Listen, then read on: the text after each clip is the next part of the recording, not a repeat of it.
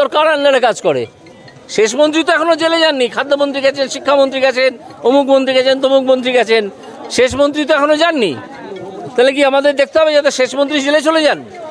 যদি দেখতে হয় দেখব, আমরা হাইকোর্টে যাব, গিয়ে সে কথা বলবো যে এই অবস্থা। সাধারণ মানুষের এই যে সমস্যা, এটা আমি মেনে নিতেই পারছি না যে স্বাধীনতার এত বছর পরে এত মানুষ, শুধু খালটা সংস্কার করা হচ্ছে না বলে তারা বাড়ি থেকে ছেড়ে এসে বাচ্চা বাচ্চা মেয়ে ছেলে এইসব নিয়ে এরা এখানে উঠেছে একটা স্কুলের একতলায়, এবং এটা প্রতি বছরের ঘটনা হয়ে দাঁড়িয়েছে। কেন এটা হবে? সেচ দপ্তর কি করছে? আমি কিন্তু প্রচণ্ড চাপ দেবো, শুধু চাপ নয়, এটা নিয়ে যত দূর যেতে হয় আমি যাব। প্রয়োজনে আমি এখানে তাঁবু খাটিয়ে অনশন শুরু করব যে এই খাল কাটতে হবে, খাল কাটতে হবে, খাল সংস্কার করতে হবে। কি একটা নাম, একটা ছেলে আছে ওদের ওখানে, করে যেন সব কি গরু কয়লা এসব নিয়ে ঘাঁটাঘাঁটি করে, সেও তো বলেছিল যে আমি 3 মাসের মধ্যে করিয়ে দেবো। এদের কোনো কাণ্ডজ্ঞান আছে? গত 15 বছর ধরে কাজটা হয়নি। যে 3 বছর বলেছিল সে কোথায় গেল? তাকে বলুন 3 মাস বলেছিল, সে কোথায় গেল? তাকে আসতে বলুন। আর দেব তো একজন অভিনেতা, তার তো কোনো কাণ্ডজ্ঞানই নেই অভিনয় ছাড়া। নিজের এলাকার কথা বলতে পারি, এই খালটি যদি সংস্কার শুরু না হয় ইমিডিয়েটলি, বা যাকে বলে ফোর্থুইট এক্ষুনি, তাহলে কিন্তু মানুষের ক্ষোভ, আজকে আমি যা টের পেয়েছি, সেই ক্ষোভ আছড়ে পড়বে মমতা ব্যানার্জি পরিচালিত সরকারের ওপর। অভিযোগ নয়, দাবি জানাবো। অভিযোগ, এখানে আর অভিযোগ করার জায়গা নেই। আপনি শুনতে পাচ্ছেন একটা 4 বছরের ছেলে, সে সামান্য ডাল চাইছে ভাতটা খাবে বলে, খিদে এসে কাঁদছে, তার মা ব্যবস্থা করে দিতে পারছে না। এটা ভারতের অবস্থা, পশ্চিমবঙ্গের অবস্থা। তাদের ওই শেল্টারগুলো সব ক্লাব করা হয়ে গেছে তৃণমূলের, ফ্ল্যাট শেল্টারগুলো। এটা পশ্চিমবঙ্গের অবস্থা। শাসন কি প্রশাসন আমি বুঝতেই পারছি না। কুশাসন, শাসন নাকি? যাই হোক, এইসব ব্যবস্থা তিনি করেছেন। এটা ওম্যান মেড বন্যা বলেই আমি এটাকে অভিহিত করছি। ম্যানমেড বন্যা এই কনস্টিটিউয়েন্সির ক্ষেত্রে একেবারেই অ্যাপ্লিকেবল নয় ওই অভিযোগটা। এখানে তিনি যদি আসেন, এসে একদিন দেখে যান, আমরা তাকে আমন্ত্রণ জানাচ্ছি মমতা ব্যানার্জিকে, তিনি এসে দেখে যান। কাল তার চ্যাংড়া ছোড়ারা এসেছিল, কী সব মন্তব্য টন্তব্য করে গেছে, তাকে আমি কোনো গুরুত্ব দিতেই যাচ্ছি। বিরাট, আমি আজকে অনেকগুলো জলমগ্ন জায়গা, যেটাকে বন্যা হয়ে গেছে, যেগুলোকে বানভাসী জায়গায় বলা যায়, সেগুলো আমি আজকে ঘুরে দেখলাম। দেখলাম যে এর ধারে পাশে কোথাও ডিভিসির কোনো ক্যানাল ট্যানাল নেই। ফলে ডিভিসির জল ছাড়াই যেই বন্যাটা হয়েছে, বহু বাড়ির একতলা অনেকটা ডুবে গেছে। অনেক বাড়ি তো পড়েই গেছে, মাটির বাড়ি। অনেক মানুষ, তারা তো বাড়ির বাইরে তাদেরকে বার করে এনে আমাদের সংগঠনের ছেলেরা, মানে বিজেপি সংগঠনের ছেলেরা, তারা স্কুল বিল্ডিংয়ে রেখেছেন। কারণটা অদ্ভুত, যে ফ্লাডের জন্য যে শেল্টারগুলো গড়েছিলেন আমাদের এই মুখ্যমন্ত্রী মমতা বন্দ্যোপাধ্যায়, সেই শেল্টারগুলো সব তৃণমূলের ক্লাব হয়ে গেছে। সেই শেল্টারে কাউকে পাঠানো যায়নি। সেই জন্যে কিছু স্কুলের ব্যবস্থা করা হয়েছে। আমি সেই স্কুলেও গিয়েছিলাম। পুরোটাই হচ্ছে এখানের নিকাশি ব্যবস্থাটা সম্পূর্ণ ভেঙে পড়েছে। গত 5 বছর ধরে একটা খুব বড় খাল, যেটা দিয়ে জলটা বেরিয়ে যেত, এখানের নিকাশি ব্যবস্থার মূল যেটা ছিল, সেই খালটার নাম হচ্ছে সওয়াখালী খাল। সেই খালটায় কোনো ড্রেজিং হয়নি। জল ধারণ ক্ষমতা কমে গেছে। ফলে একটু বেশি বৃষ্টি হয়েছে, চতুর্দিক থেকে জল এসে সেই খালে পড়েছে, খালও ভেসে গেছে। খালের দুকুল ছাপিয়ে জল ঢুকে পড়েছে মানুষের বাড়িতে, ভেঙে পড়েছে মানুষের বাড়ি, এবং তাদেরকে আশ্রয় নিতে হয়েছে স্কুলে বা অন্যান্য উঁচু জায়গায়। কিন্তু সেগুলো একটা ফ্লাড শেল্টার নয়। সেই জন্যে আমি এটাকে বলতে চাই, এটা ম্যানমেড বন্যা নয়। এইখানে যেটা হয়েছে মানে আমাদের তমলুকে আমি যেটা দেখে এলাম, তমলুকের সাংসদ হিসেবে, এটাকে ওম্যান মেড বন্যা বলতে হবে।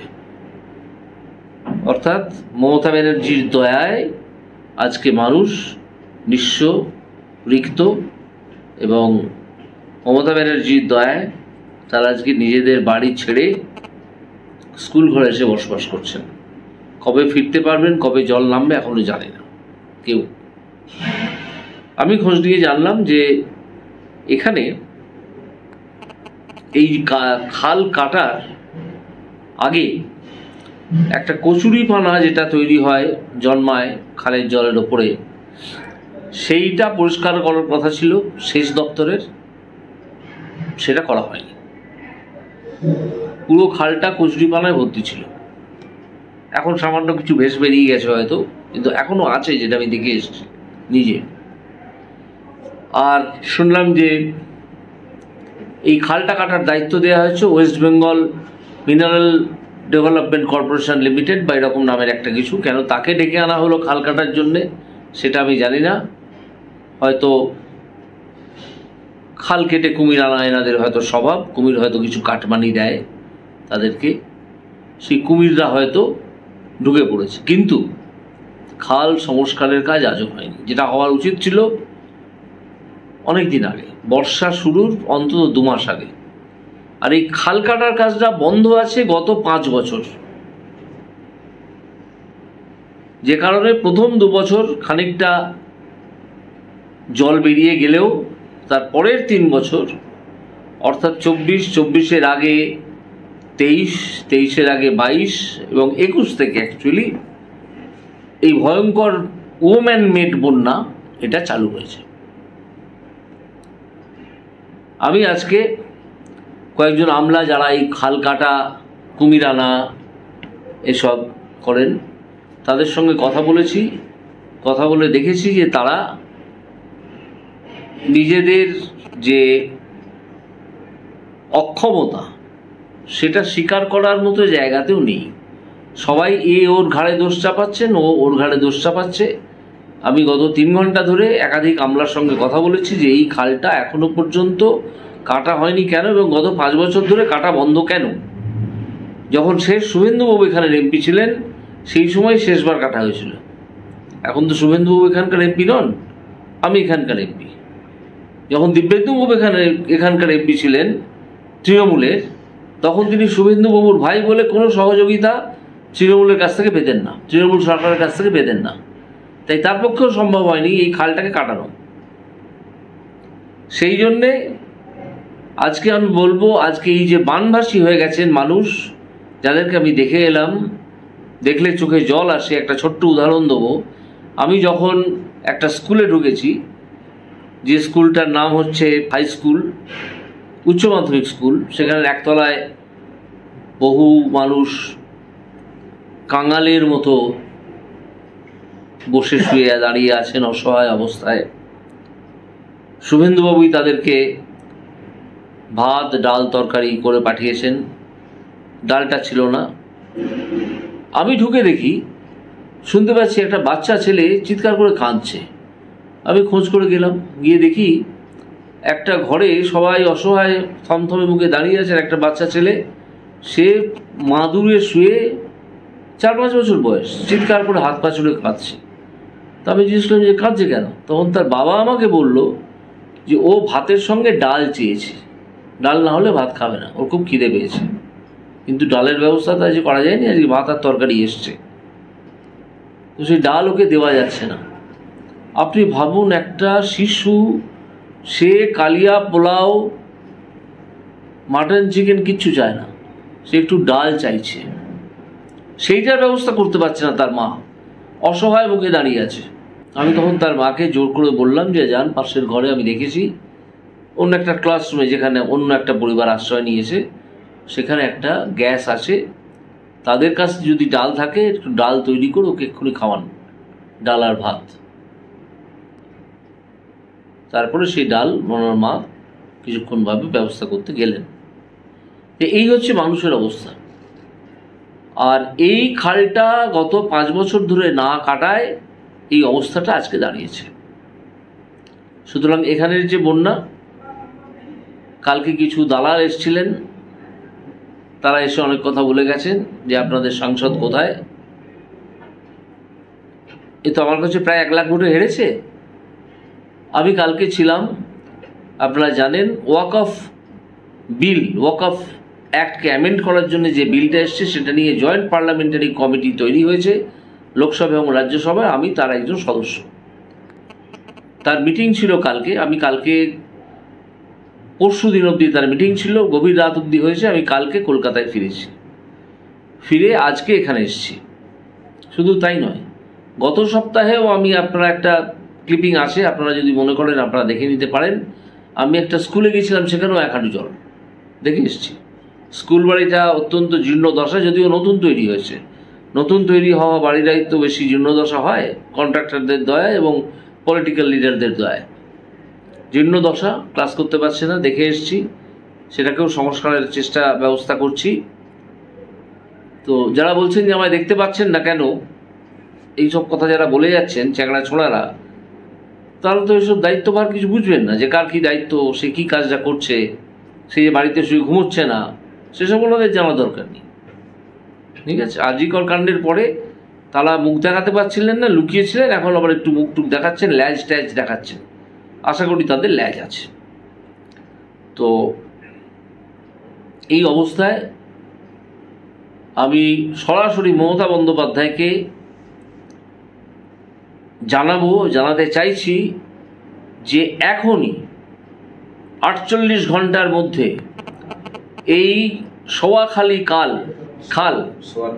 সোয়াদিঘি খাল কাটা শুরু করা উচিত। কাটা মানে ড্রেজিং করে খাল সংস্কার করা শুরু করতে হবে। তা না হলে এখনও যে জমে থাকা জল, সেটা আরও নামতে অন্তত ধরুন 1 মাস সময় লেগে যাবে। এবং এটা বলছেন যে একবার জল যদি বানভাসী আমরা হয়ে যাই, প্রতি বছরই হই, সেটা চলে 3 মাস। তারপর তাহলে মমতা দেবী এরা কি উৎসবে যোগ দেবেন না? আপনি যে উৎসবের কথা বলছিলেন, সেই উৎসবটা কি হবে? এমনিতে তো শহর এবং আধা শহরের মানুষ, তারা তো উৎসব করবেন না বলে ঠিকই করে ফেলেছেন।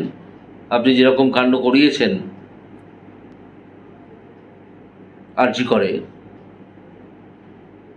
সব প্রমাণ ধ্বংস করার ব্যবস্থা করে, তাতে মানুষের মন খারাপ। তারা অনেকেই উৎসবে অংশগ্রহণ করবে না, পুজোয় হয়তো অংশগ্রহণ করবে। তো আপনার তো সেসব দরকার নেই। আপনার তো ওখানে রেড রোডে মাথায় রুমাল দিয়ে নামাজ পড়াই যথেষ্ট আপনার কাছে। আর ক্লাবকে 50,000 টাকা ফাঁকা করে সব দিয়ে আমাদের কোষাগার থেকে কিছু টাকা অপব্যয় করা, এটাই হচ্ছে আপনার কাজ। এবার আপনি উত্তর দিন, এদের কি হবে? খালটা কাটা হবে কি হবে না? এবং এই খাল কাটা শুনতে গিয়ে আমি শুনতে পেলাম, একাধিক মানুষ আমাকে জানালেন তাদের নাম এবং ফোন নাম্বার, পিতার নাম এবং ফোন নাম্বার আমি নিয়ে এসেছি। তারা প্রধানমন্ত্রী আবাস যোজনার বাড়ি পাননি, পঞ্চায়েত তাদেরকে দেয়নি।